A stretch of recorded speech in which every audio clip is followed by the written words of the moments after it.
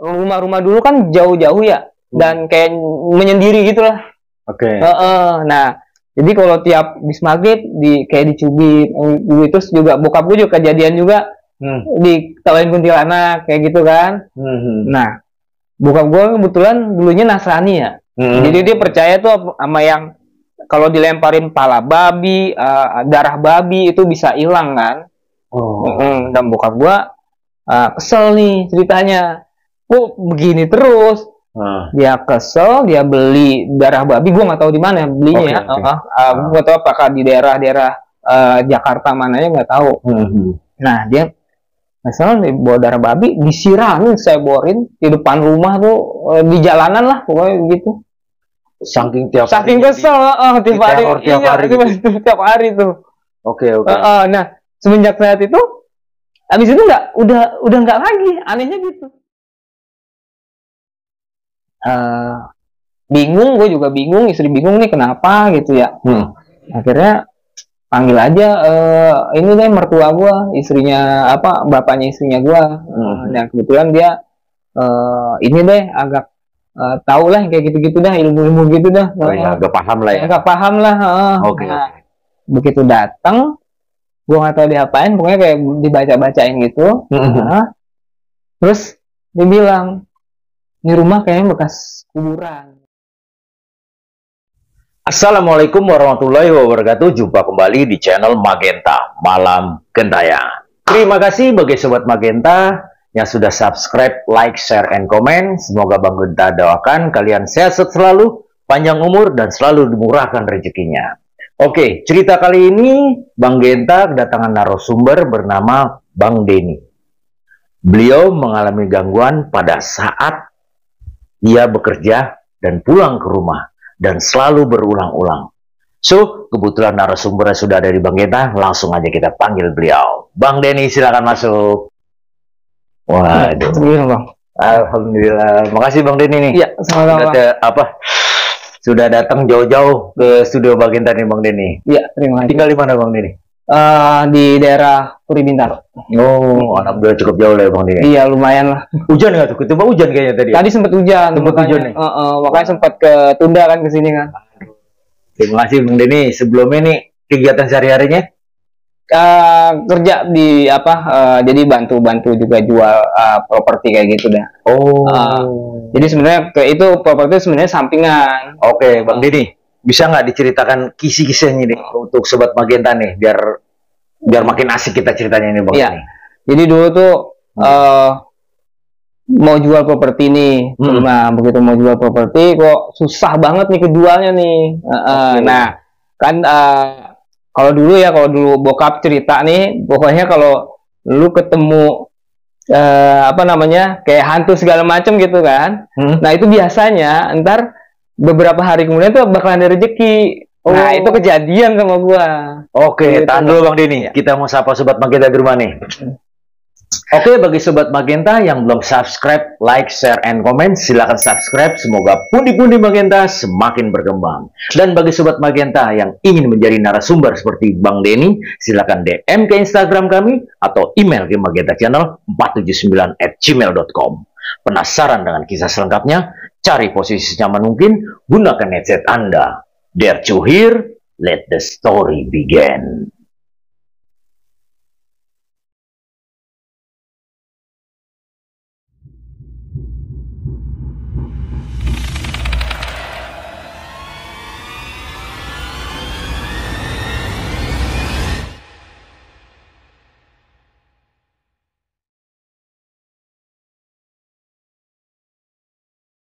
Ini kan ini ceritain keluarga dulu ya, karena dari keluarga juga sempat ada kasus yang sama nih kayak gini sebelumnya gitu. Nah, jadi pengalaman Om Denny sama pengalaman keluarga. Iya, bokap sih lebih tepatnya. Oke.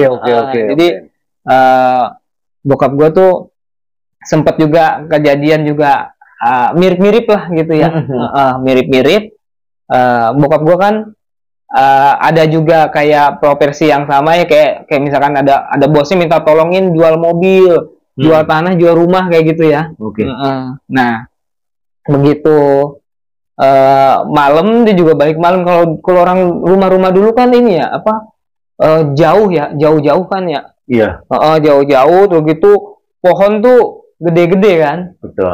Gede-gede. Nah, dia balik malam terus gitu lewatin apa namanya, pohon nangka. Oke. Nah, pohon nangka, di pohon nangka itu dia diketahuin kuntilanak.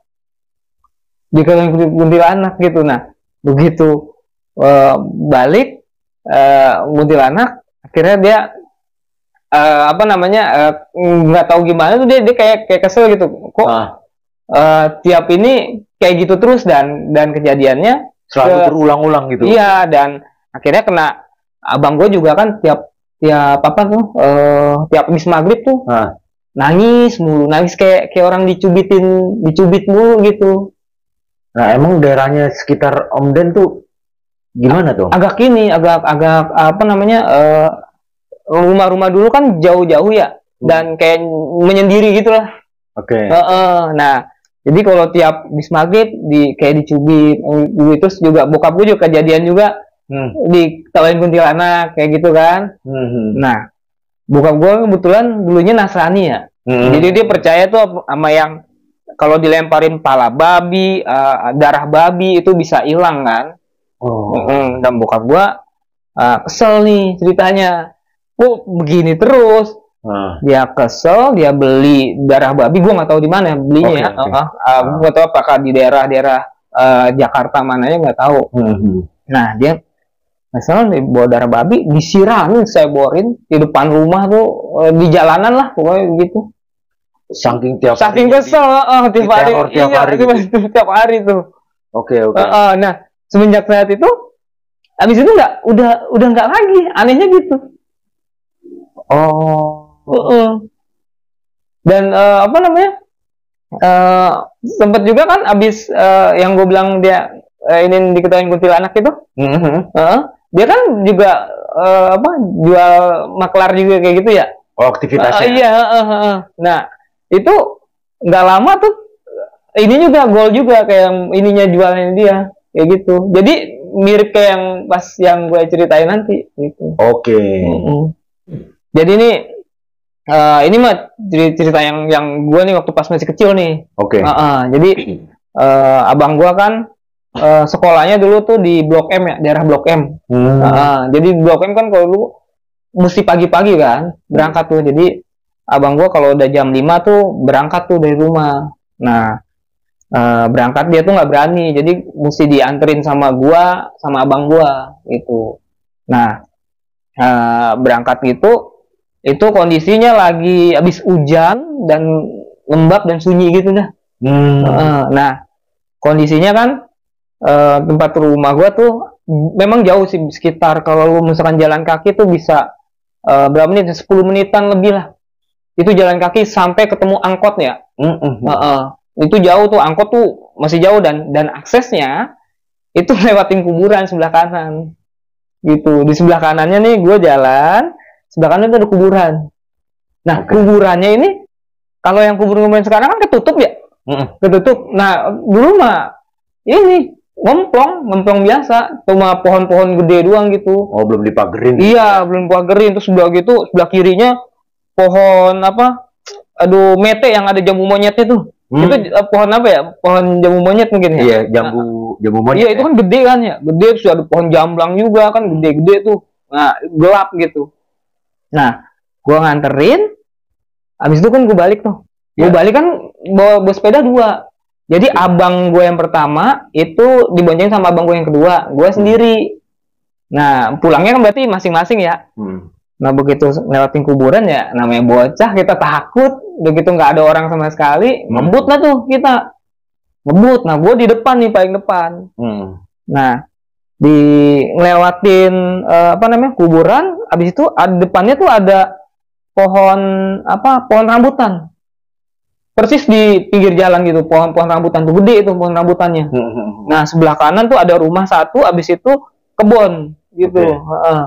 Dan kondisi gelap tuh, namanya perkampungan itu pasti gelap tuh, nggak kayak sekarang lah, terang lah. Kalau sekarang mah balik jam 11 juga ya nggak takut, rame kan. Betul, Enak. betul. Nah, lewatin gue saking takutnya, lewatin, tiba-tiba ada orang kayak orang jalan, cewek jalan, putih, rambut panjang, persis kayak di film. Apa tuh bang? Kuntilanak sih kayaknya sih ya, kalau menurut gue ya. Tapi dia jalan, gue nggak lihat dia jalan ini ya, jalan kaki gitu, tapi begini, gitu, gitu. Dia jalan kayak orang mau nyebrang. Nah, gue kan sepeda kenceng ya, nggak bisa ngerem. Terus gue sambil teriak, awas minggir gitu ya, gue minggir, gue sambil merem. Nah, kok tembus gue. Begitu gue lihat ke belakang, wah kagak ada orang. Abang gue kan di belakang ya. Ya gue juga takut, daripada gue berhenti ya gue goes terus. Begitu gue goes terus, sampai rumah baru gue bilang, bang lu tadi lihat orang kagak? Gue bilang gitu. Kok gue lewatin orang, nembus, terus gue lihat lagi kagak ada. Oh yang bener lu, gue bilang. Gue kagak lihat apa-apa. Ya gimana ceritanya itu ya, gue bilang. Itu yang bener-bener gue merasa begitu lewat nabrak terus hilang gitu. Oke. Itu gue serem banget sih. Habis itu gue ceritain lagi, gue nggak mau nganter lagi. Takut gue ya. Nah selang berapa lama baru tuh gue mau lagi. Habis ya namanya trauma ya, takut. Emang gitu. aktivitas mobile itu emang selalu ngelewatin? Ya nggak ada akses jalan lagi gue. Selain jalan itu ya bang? Ada akses ya. Sama aja. Jadi rumah gue tuh sebelah kanan ke arah sana ada kuburan, sebelah sini kuburan, dan kalau ke sana ya makin jauh dan makin gelap. Makanya gue nggak ada pilihan lain kan, karena juga angkotnya juga yang terdekat ya cuma di situ gitu. Oke. Jadi mau nggak mau ya akses lewat situ ya. Akhirnya ya adik gue yang gue suruh gantian gue. Itu paling setelah berapa bulan itu baru gue mau lagi nganterin lagi. Kalau itu juga karena dipaksa sama nyokap bokap. Kagak mah ya udah gue takut. Nah gue kan sebelumnya ini saya kan kerja nih ya. Iya. Kerja yang apa ya adalah sampingannya tuh jual properti, terus juga pokoknya yang ada bos minta tolong dijualin ya gue bantu jual. Gitu, sambilan lah ya. Sambilan. Namanya laki-laki ya. Iya. Nah, sambilan kayak gitu. Nah, itu ada satu tuh susah banget gue jualnya. Oke. Gitu. Gue jual susah. Jadi ada ketika sebentar lagi mau deal, tiba-tiba ada aja alasannya gagal gitu, yang bikin gagal gitu. Nah, gue ada balik malam nih. Begitu balik malam. Nah, balik malam sekitar jam berapa ya gue balik ya? Jam 11-an, pokoknya mendekati tengah malam gitu ya. Nah, akses jalan gue kan yang terdekat adalah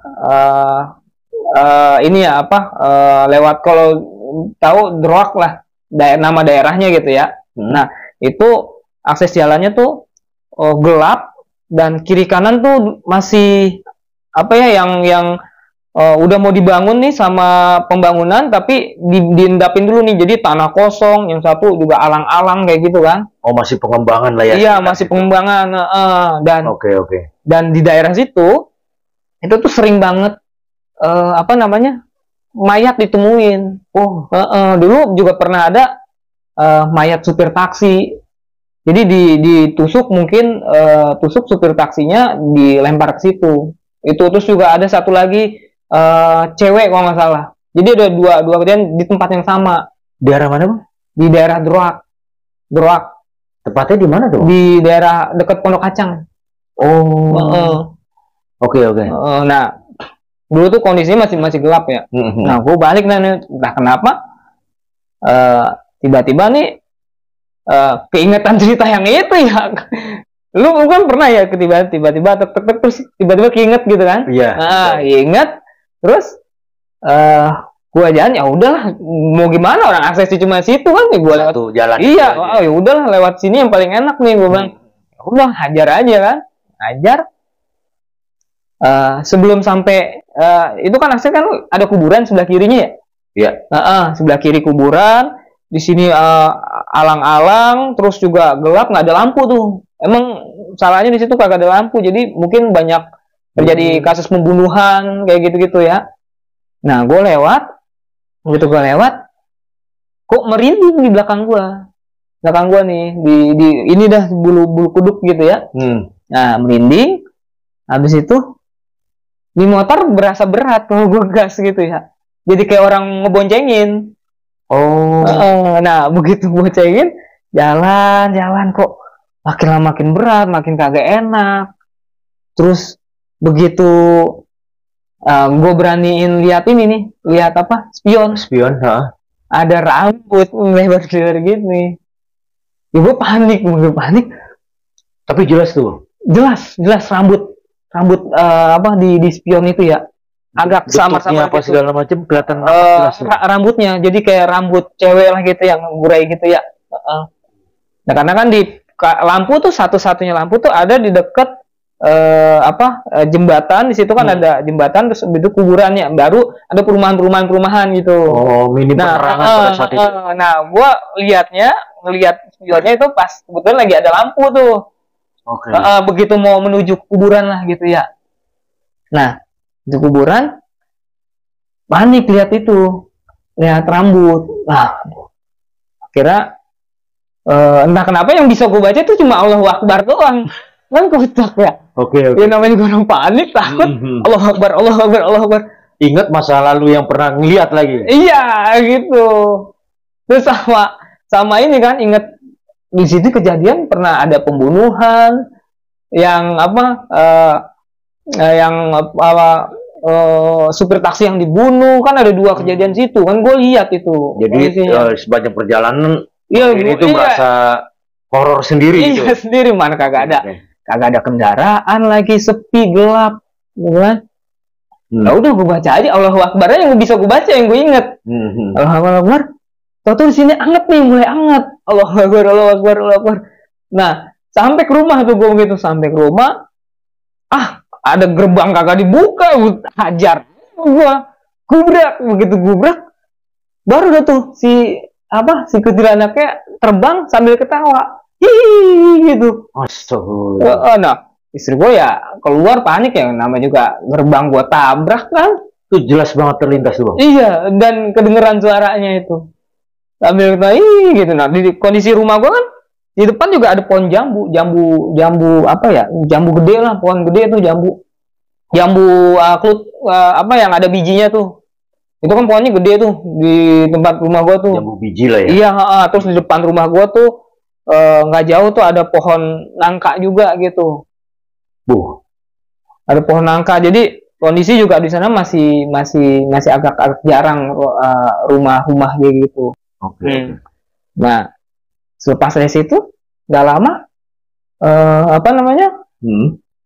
objekan gua laku, yang udah lama biasanya tuh gagal itulah. Selang berapa hari? Ketiban rezeki gue malah jadinya. Gue bilang, lah kalau kayak gini mah nggak apa-apa nih kalau datang lagi nih. Ya, siapa tahu dapat rezeki lagi gue. Setelah nabrak kayak gitu kan ya, nggak lama tuh objekan gue kan gol ya. Gol ya, ada rezeki macam. Ya udah, gue juga takut tinggal di situ. Gue pindah aja lah. Tapi gue kayak ngontrak gitulah, sewa rumah lah gitu ya. Nyari tempat yang lebih baik lah ya. Iya, nah bukannya lebih baik, malah kusut malah gue di situ. Nah, anakku tuh kalau abis maghrib malam kayak gitu, suka nangis mulu. Nangis terus. Tiap habis maghrib nangis, gitu kan. Nangisnya kejer, bukan kayak nangis biasa gitu ya, bukan kayak nangis anak kecil lagi sakit segala macam gitu. Enggak, lagi tidur anteng-anteng ditinggal bentar nangis gitu. Nah, bingung, gue juga bingung, istri bingung nih kenapa gitu ya. Akhirnya panggil aja ini deh mertua gua, istrinya apa, bapaknya istrinya gua. Yang kebetulan dia ini deh agak tahu lah kayak gitu-gitu dah, ilmu-ilmu gitu dah. Agak paham lah ya. Agak paham lah. Oke. Nah, begitu datang, gua nggak tahu diapain, pokoknya kayak dibaca-bacain gitu. Terus dia bilang, ini rumah kayaknya bekas kuburan, gitu. Bekas kuburan. Makanya ada yang ngegangguin anak gua tiap malam ini, kayak ngajak main gitu. Tapi ngajak main ini bukan, ini kayak mungkin dia gemes atau gimana, jadinya si anak gua tuh nangis mulu gitu. Nah, dari situ akhirnya ujungnya apa? Gue jadi pindah lagi jadinya. Oh, jadi sering pindah-pindah ya Om Den? Iya, akhirnya terakhir pindah ya. Alhamdulillah begitu pindah ya udah ini nggak pernah kejadian gitu, karena cari-cari tahu dulu lah semenjak kejadian kayak itu, cari tahu dulu silsilahnya kayak gimana, cerita-cerita rumahnya, tanya-tanya kiri kanan gitu, supaya kita juga takut kayak kejadian kayak kemarin. Oke. Gitu. Nah, sekarang terakhir pindah di daerah apa namanya Bintaro juga, cuma bukan dekat situ. Ya gitu sih Bang, paling cerita pengalaman gua lah gitu, pengalaman yang horor banget. Waduh. Yang nabrak apa namanya ya, nembus orang lah, yang bonceng ibu anak lah.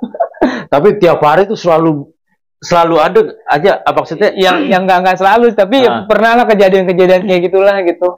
Yang tadinya yang nggak percaya, akhirnya mau nggak mau percaya jadinya kan. Setelah gitu. melihat itu malah mendatangkan hoki buat Iya, Om Den ada yang hoki gitu. Masya Allah. Terima kasih nih Om Den sudah berbagi kisahnya, cerita kisah misterinya untuk sobat Magenta di rumah nih Om Den.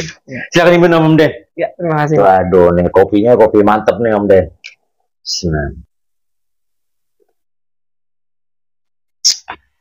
Mulai kan biar tambah lancar lagi Om Den. Amin.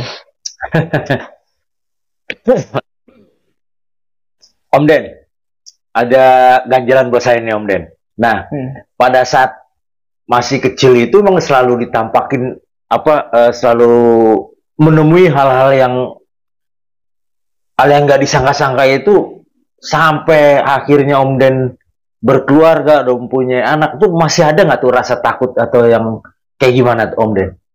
Kalau sekarang sih udah enggak ya, mungkin karena udah pengalaman yang kayak kemarin ya gitu. Jadi kalau sekarang tuh udah nggak ada rasa kayak gitu. Paling kalau misalkan kayak contoh sempat istri kan balik ke sana ya, ke rumah orang tuanya. Gue sendiri nih balik, begitu balik terus tiba-tiba nyium melati, tiba-tiba ada bau melati, terus gue merinding. Ya udah, gue karena udah pengalaman ini gue kesel ya. Kalau udah kesel, hajar aja lah udah. Begitu masuk, udah assalamualaikum Allahu Akbar, ya udah. Kalau ini diberanin aja, jadi kayak berani sendiri gitu. Mungkin karena pengalaman kayak kemarin kali ya, yang udah dialamin kayak gitu. Jadi tapi secara kasat mata maksudnya Om Den sendiri bisa ngelihat? Nggak ada sih, nggak ada. Tapi rasa aja pernah? Iya, kayak ya gimana tiba-tiba balik sampai rumah terus nyium bau melati. Padahal di situ nggak ada yang nanam pohon melati. Kayak gitu ya. Tapi ya karena udah pengalaman kemarin, ya udah beraniin aja, mau nggak mau ya, mau gimana, daripada takut juga kita salah. Itu kisaran tahun berapa Om Den ya? Yang mana tuh? Yang di Pondok Kacang itu. Emang kalau Pondok Kacang udah lama, sekitar berapa ya? Tahun 90-an kali Om Den. 95-an kalau nggak salah. Oh, memang lagi sepi-sepinya di situ Om Den. Memang lagi sepi-sepinya sih. Pertama kali ngibrit ngacir nggak karuan ya Om Den ya? Iya, benar. Nah Om Den, saya baru nangkep tadi omongan Om Den bahwa Bapak belum apa nama istilahnya Nasrani ya Om Den ya? Nasrani. Nah, tahu-taunya maksudnya dalam artian pakai darah babi untuk menyiramin depan rumah segala macam. Itu yang membuat saya kaget nih. Mungkin sobat Magenta di rumah juga kaget, apa hal seperti itu bisa untuk menghilangkan hal-hal yang gaib atau kayak gimana tuh Om Den? Iya, emang bokap juga kayak gitu karena dulu kakek tuh ya opung ya, kalau gua kan karena Medan ya opung. Medan? Iya. Boru apa Om? Boru Silitonga. Oh, ternyata di Boru Silitonga. Oke, lanjut Om Den. Nah, dulu juga opung kayak gitu. Nah, kata bokap tuh disiramin darah babi atau lu ini aja gantungin babi ntar juga hilang, kata opung gitu. Nah, mungkin keingatan kayak gitu ya bokap gue kayak gitu. Siram darah babi. Oh, itu beli di apa, nyari tuh Om Den darah babinya? Nggak tahu gue, nyari kayaknya sih. Mungkin ada daerah-daerah tertentu kali ya. Iya, iya. Nah, di daerah Bapak masuk Muslim ya Om Den ya? Iya, nih ketemu sama nyokap, akhirnya nikah yang mualaf masuk Muslim gitu. Oh, bukan karena darah babi nih Om? Bukan. Oh, oke. Nah, Om Den, terakhir nih Om Den. Terakhir, pada saat Om Den mendapatkan peluang bisnisnya jadi lancar, terus sampingannya jadi lancar, terus sampai sekarang percaya nggak tuh? Kan kalau kita kan boleh dibilang percaya nggak percaya Om Den ya, iya. Kalau ketemu makhluk kayak iya, gitu percaya nggak percaya sih. Ngalir lah rezekinya. Nah, itu gimana Om Den? Ya sebenarnya sih nggak. Kalau secara agama kan kita nggak boleh percaya kayak gituan ya. Betul, tapi betul. Ya itu yang dialami gimana ya. Jadi ya antara percaya apa nggak percaya sih. Jadi tapi gue nggak meyakini kalau ketika ketemu kayak gitu ya pasti bakalan ada rezeki, yang gue nggak meyakini. Tapi pengalaman gue berkata seperti itu. Om Den, sampai saat ini pernah nggak terulang kembali Om Den? Kejadian-kejadian kayak gitu? Iya. Alhamdulillah sih nggak pernah ya. Cuma yang paling yang kayak yang apa namanya? Oh ya, ada satu kejadian ketika di rumah ada orang mau ngebangun. Ngebangun rumah ya kan, ada tukang kan, tapi yang punyanya sih nggak ada di situ. Tukangnya doang nih. Nah, jam 11-an dia masih ketok-ketok kayak orang ngebangun gimana. Nah, gue kesel apa namanya, mau keluar gue tadinya mau keluar maksudnya mau gue samperin. Oke. Begitu mau gue samperin, nah, kata istri gue, ya nggak usah lah, nggak enak gitu, maksudnya takutnya ribut lah segala macam kan. Nah, begitu dihalangin sama istri gue, tiba-tiba nih gue keingetan lah, itu kan yang tukangnya apa namanya, pulang kampung ya, maksudnya dia kan tiap seminggu sekali kan balik ya si tukangnya itu ya. Jadi di situ tuh cuma seminggu, habis itu entah hari Sabtu atau hari Minggunya tuh balik gitu. Nah, ternyata si sorenya itu dia balik, dan balik tuh gue inget gitu karena dia cerita pamit sama gue. Si yang tukang ini. Nah, begitu baru mau buka pintu, gue keingetan itu, gue tutup lagi, kagak jadi, gue takut. Aduh. Itu sih terakhir yang gue rasain itu kejadian. Kayak orang diketok-ketok, kayak orang ya namanya berisik kan, gue kesel ya, anak gue tidur, takut gue ganggu. Ya udah, mau gue samperin, gue keingetan, kan tukangnya pergi ya. Terus itu siapa yang ngetok-ngetok ya, karena gue tidurnya kan kayak ini nih temboknya gue nih. Nah, ini kayak diketok-ketok, nah gue tidur di sampingnya ini. Jadi ketahuan arahnya asalnya dari sini, bukan dari yang belakang atau gitu, yang lain gitu. Makanya mau gue samperin di tukangnya itu. Begitu mau dibuka, baru inget gue, tukangnya kan pergi ya. Terus gue balik lagi, kan tukang kagak ada orang, ini siapa yang ngetok-ngetok ya. Udahlah, langsung jiwanya tidur aja kita. Gak jadi ke situ, gak jadi takut nih.